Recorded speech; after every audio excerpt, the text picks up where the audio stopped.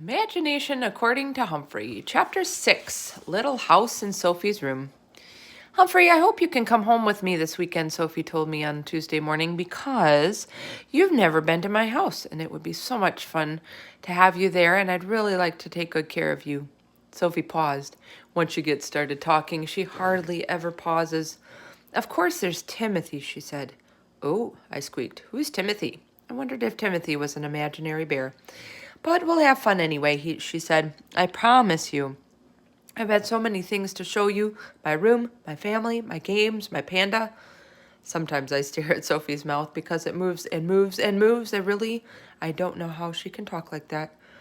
I guess Joey doesn't know either because he walked by while Sophie was talking. What's going on, he said. What do you mean, Sophie asked. Why are you talking so much to Humphrey, Joey said. Because, Sophie replied, because I hope he's coming home with me this weekend. It's my turn. Joey scratched his head. I wish he could come home with me. I've never had him at my house. Either my mom is too busy or my dad is coming to visit. He lives out of town and I don't see him a lot. I know, I squeaked. Just then, Mrs. Brisbane asked everyone to sit down. Joey moved on, but Sophie kept talking to me. I'll clean your cage and give you treats, Sophie continued. I'll tell you all about the dream I had, and I'll tell you...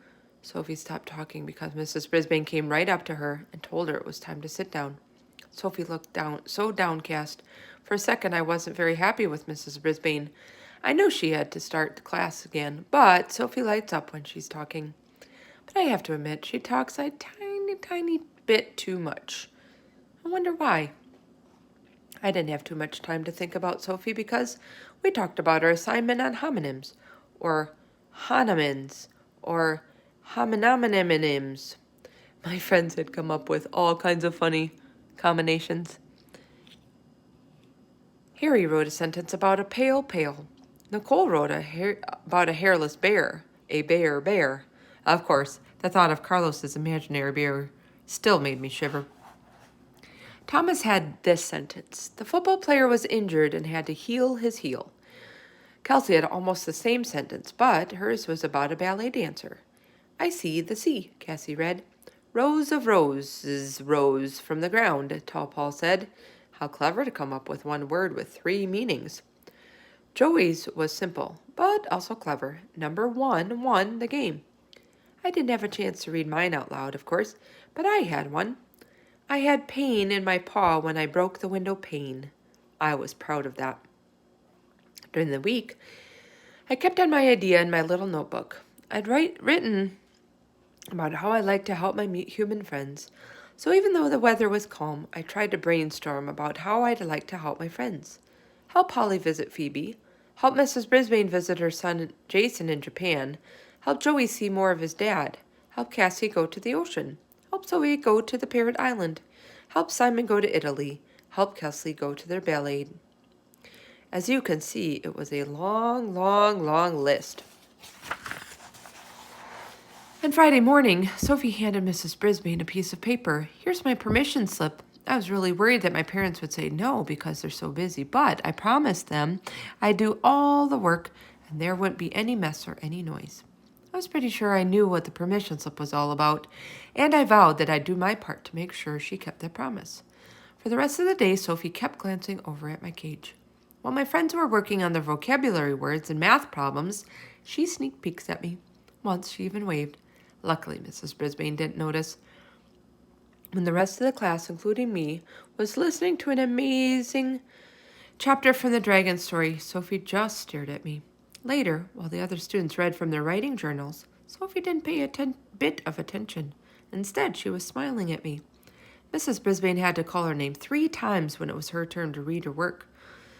I knew our teacher was annoyed, but after she heard Sophie's paragraph about flying like a parrot to join other parrots on an island, she said, "Excellent work."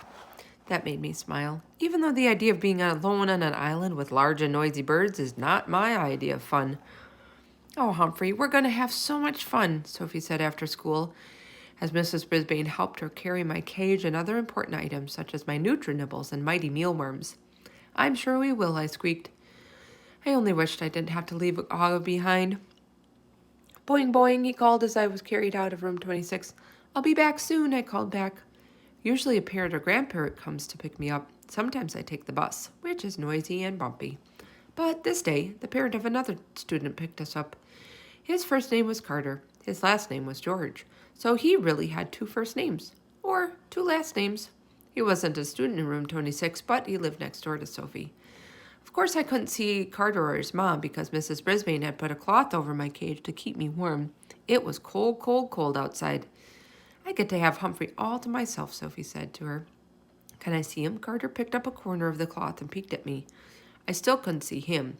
All I could see was a giant eye. It was a friendly giant eye, though. I sure wish I had a hamster, he said, or a classroom hamster. Our room is really boring. I can't imagine a classroom without a pet. Even a frog like Og would be more fun than not having a pet at all. When we got to our house, Sophie's mom opened the door and whispered, "Come on in. But please be quiet." Sophie set my cage on a table in the living room and took the cloth off. "Come see him, Mom," she said. "Isn't he cute?" "Shh," Mrs. Kaminsky said softly. I looked up at Sophie's mom. She was holding a rolled-up blanket. "Hello," I squeaked softly. "Isn't he cute?" Sophie whispered. "I'm going to clean his cage and feed him and give him fresh water and—" "Sweetie, tell me later," Mrs. Kaminsky whispered. Sophie kneeled next to the low table, so her face was on the same level as mine. "Welcome to my house, Humphrey," she said. "I'm so happy you're going to stay here." "Me too," I squeaked. Sophie stood up. "Mom, Mrs. Brisbane really liked my paragraph. She said it was excellent." Suddenly, the blanket made a very loud noise. Wah, wah. It was so loud my whiskers wiggled and my ears shook.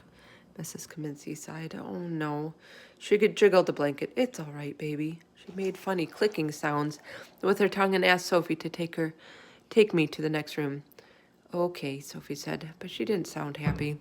She put my cage on a small table right next to her bed. "Welcome to my room," she said. "Don't worry. Timothy has his own room." Even so, I could still hear him wailing. "All he does is cry," Sophie said. "Sometimes I cry, too." "I'm sorry, sorry, sorry," I said. "I'm always sorry when my friends cry."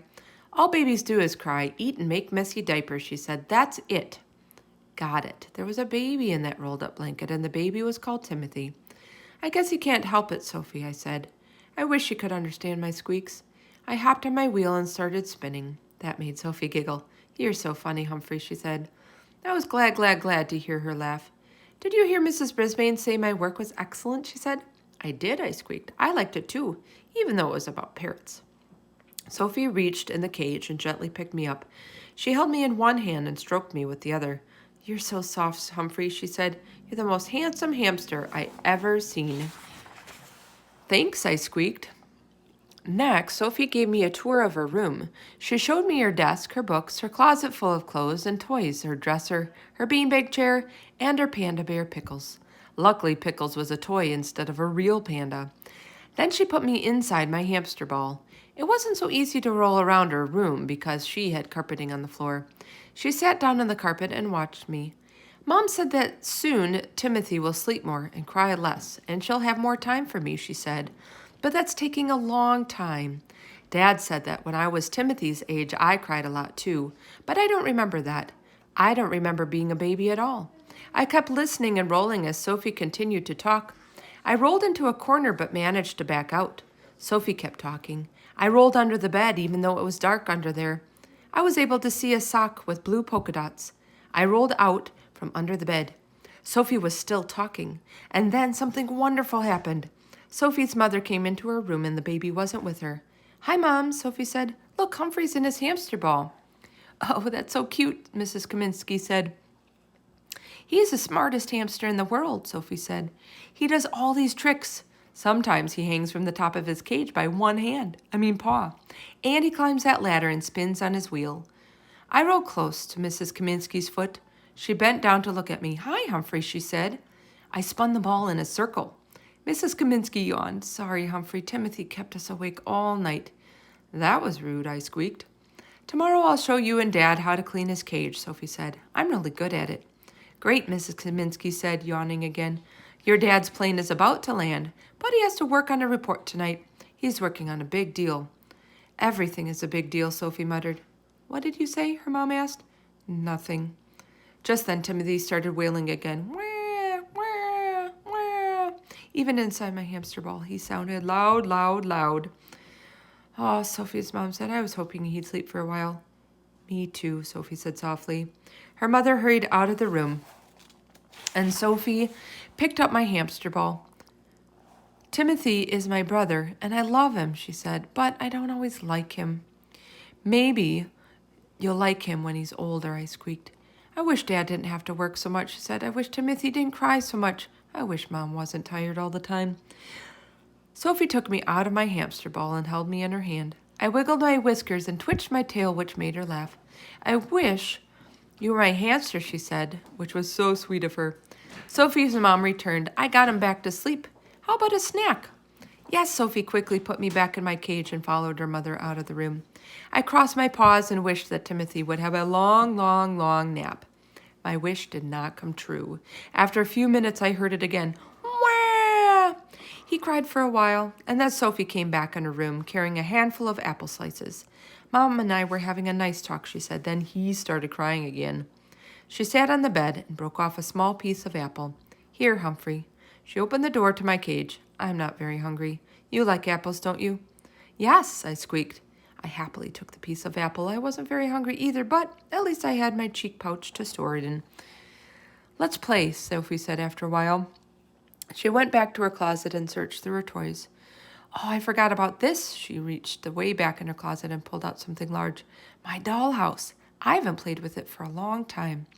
She pushed her dollhouse to the middle of the room and carried me over to it. See, Humphrey, it's a little house, she said. Wasn't like any house I'd ever seen. One side was completely open.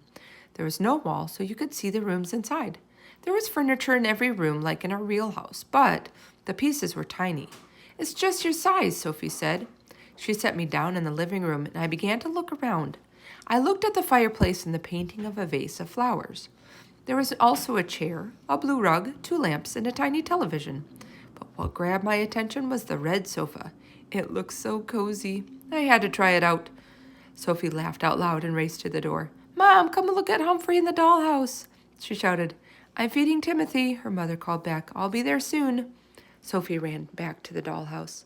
I left the sofa and went through a little door to the kitchen with a refrigerator, stove, sink, table, and chairs. While Sophie giggled, I sniffed all around, but I'm sorry to say I didn't see any food in that kitchen. I went into the dining room. No food there either. So I scrambled up the staircase in the hallway. The upstairs bedroom had a soft bed that was exactly my size. Of course I had to try it. Mom, now Humphrey's in bed, Sophie yelled through the doorway. Hurry. In a minute, Mrs. Kaminsky called back. I looked out the window and was about to climb through when Sophie grabbed me. No, Humphrey, she said. You'll hurt yourself if you jump out the window. Here, try the bathroom. When I visit my human friend's house, I almost never go in the bathrooms. Hamsters don't like to get wet. This one had a tiny sink, a toilet, and a little rug. There was also a hamster-sized bathtub. It was nice and dry, so I crawled inside. Sophie giggled. Humphrey, you're so funny. Oh, I have an idea. She disappeared, so I left the bathroom and climbed up another staircase to the attic. There wasn't much there. Some boxes and a trunk. I checked the little window up there, but it was too small for me to climb through. By then, Sophie was back. Humphrey, dinner is served in the kitchen. I scurried down the stairs, back to the kitchen. There was food on the table. Have some fried chicken and mashed potatoes, she said, with corn on the cob. I don't know how much about those human foods, so I carefully approached the table and sniffed. There was no fried chicken, mashed potatoes, or corn there, but there were raisins. I love, love, love raisins. I quickly gobbled them up. Yum. And for dessert, apple pie, Sophie said, placing another raisin on the table. I took the raisin and placed it in my cheek pouch for later. Now I understood. Sophie was using her imagination and pretending the raisins were other food. You think I'm a good cook? Sophie asked, laughing. The best, I told her. I was just about to head upstairs again because there was one room I hadn't visited. But Sophie reached in and picked me up, gently, I'm happy to say, and took me back to my cage. I'll be back soon, Humphrey, she said. I looked around my cage. It's my house, but it doesn't look anything like a human house. I store my food in my cheek pouch instead of a refrigerator.